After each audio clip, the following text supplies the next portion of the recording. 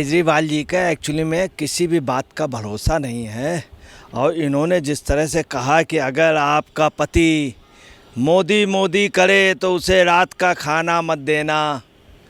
Actually में ये खुद मोदी मोदी सुबह से शाम करते हैं और उसी बात पे जिंदा हैं। मोदी के अगेंस्ट में जो वोट है उसका ये नेतृत्व तो कर लेते हैं। अगर आदमी दारू दारू चिल्लाए तो इसका मतलब केजरीवाल को कभी वोट मत देना। कसम खिला रहे हैं और महिलाओं को खिला रहे हैं। पति पत्नी के संबंधों में इन्हें झांकने का कोई हक नहीं है। इन्होंने कितनी बार कसमें खुद खाई, बच्चों की कसम खाई। बोले मैं अपने बच्चों की कसम खा के कहता हूँ, अपने बच्चों की कसम खा के कहता हूँ।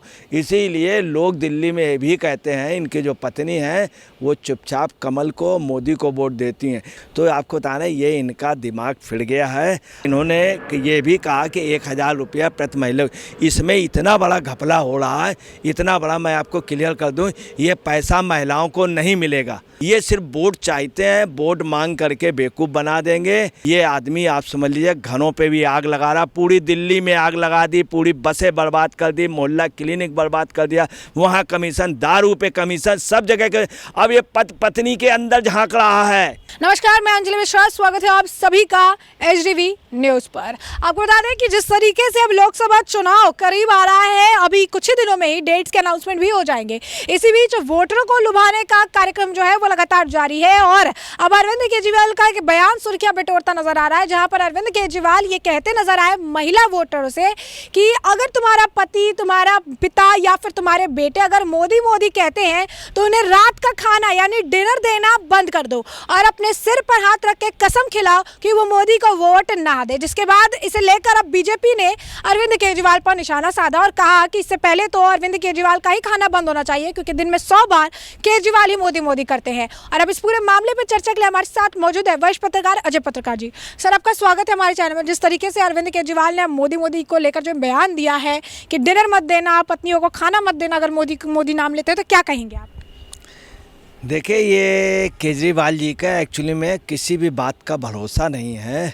और इन्होंने जिस तरह से कहा कि अगर आपका पति मोदी मोदी करे तो उसे रात का खाना मत देना।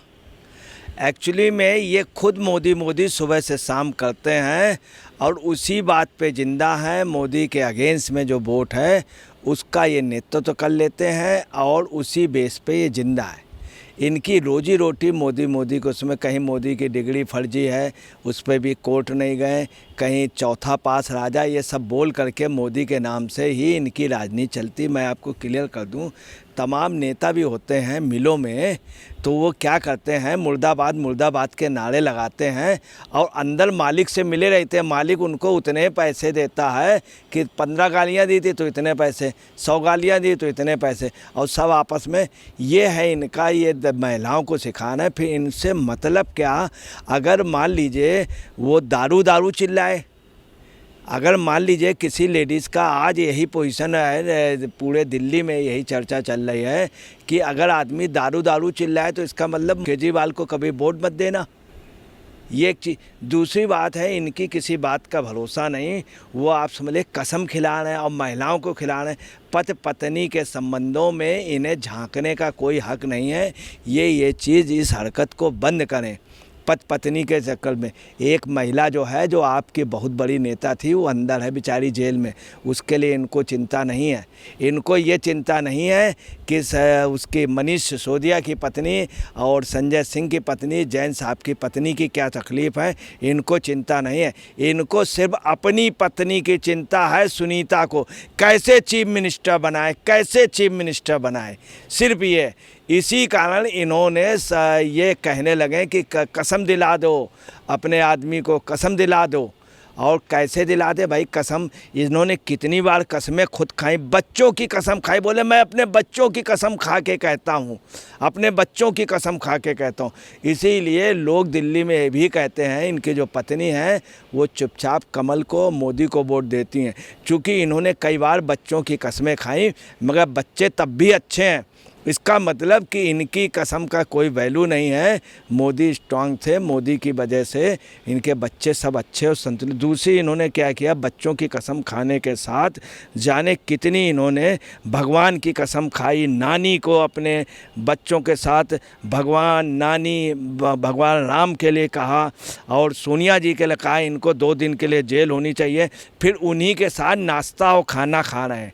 ये नहीं चाहते इन्होंने पत्नी के साथ खाने का।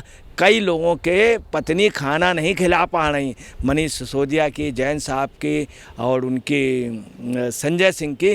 तो ये इनकी एक आदत है और ये नहीं चिल्लाएंगे और इनकी ये आदत है। आप समझ लीजिए, अभी कुछ दिन पहले इन्होंने अभी कल ही क्या कहा कि राम के लिए अगर ईडी आए तो फिर ईडी, ये अगर इस समय अगर भगवान राम भी हों तो उनके यहाँ ईडी और सीबीआई जाए, कहे राम बाहर आओ, कहाँ हो, जल्दी तय करो तुम्हें जेल जाना है या भाजपा में जाना है या मोदी भक्त बनना।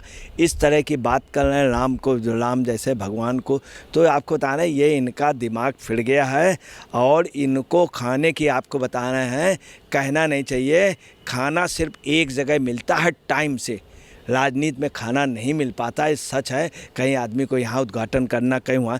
जेल का निश्चित खाने का टाइम है। आप समझ लेते, तिहाड़ में खाना बहुत अच्छा बनता है। आपको बता दें, सुबह नाश्ता, दोपहर को खाना, फिर नाश्ता, खाना, बिल्कुल एक्यूरेट टाइम से। और ऐसा नहीं कि जैसे आप कहीं पे हैं तो जल्दी जल्दी खाना खा के आपको बोलना है। तो इनको असल में ये खाने नहीं, दूसरे खाने की है। और आपको मैं एक छोटी सी बात बता दें, अब आप देखिए क्या है कि इनका क्या है कि अगर आपका पति मोदी करे तो उसे रात को खाना नहीं देना और सिर पे हाथ धर के कसम दे देना। अब इस तरह की बात करना, ये कस्में वादे इस तरह की, और दूसरे की पत्नी से कहना उसके आदमी के लिए, इनके ऊपर मुकदमा हो जाना चाहिए।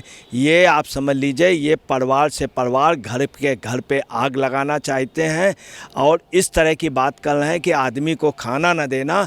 ये आदमी वास्तव में कहना नहीं चाहिए, भूखे मरवा देगा।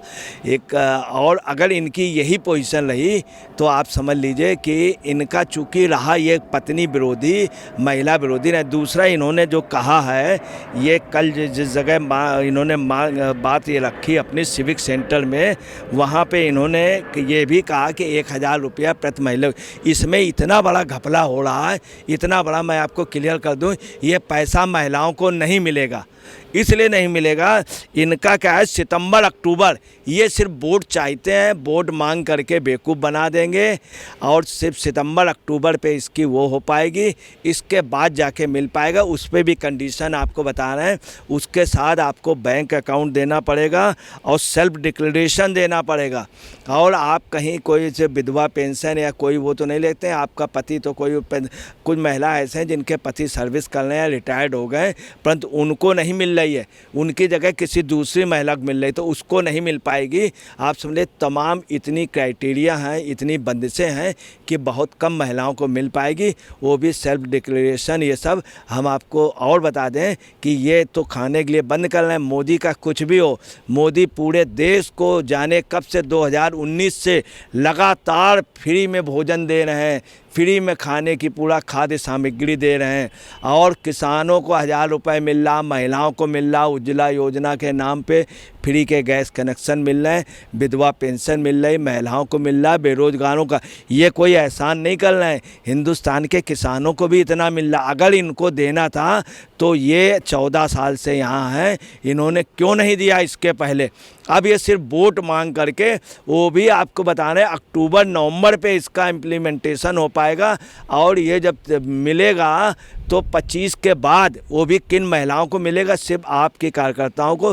तब तक ये सत्ता पे नहीं होंगे और ये कहीं होंगे। और कहना नहीं चाहिए कि इनकी जो स्थिति है, अब आप समझ लीजिए कि बीजेपी, हकीकत ये है, बीजेपी के लोग कह रहे हैं, अभी बीजेपी के तमाम नेताओं ने बयान दिए हैं कि इनकी पत्नी एक दिन नहीं देगी। और आपको बता रहे हैं हकीकत है, वो ये चाहती है वो यहाँ का खाना ना खाएं, जाए तिहाड़ का खाएं और मुझे यहाँ बैठा दें, मैं बढ़िया बढ़िया वियतनाम के वो पत्थर मंगवा करके शीश महल में मैं खाऊं और ज़्यादा उप मुख्यमंत्री राघव चड्ढा को बना दें, तो उनकी पत्नी ये सोचती, मैं आपको बता रहा हूँ कि यमराज की एक आज दिल्ली में बहुत एक कहानी चल रही है कि यमराज ने बड़ा उनके पसीना आ रहा था, बड़बड़ा रहे थे, तो यमराज की पत्नी ने पूछा क्या है देव, यमदेव जी क्या हो गया?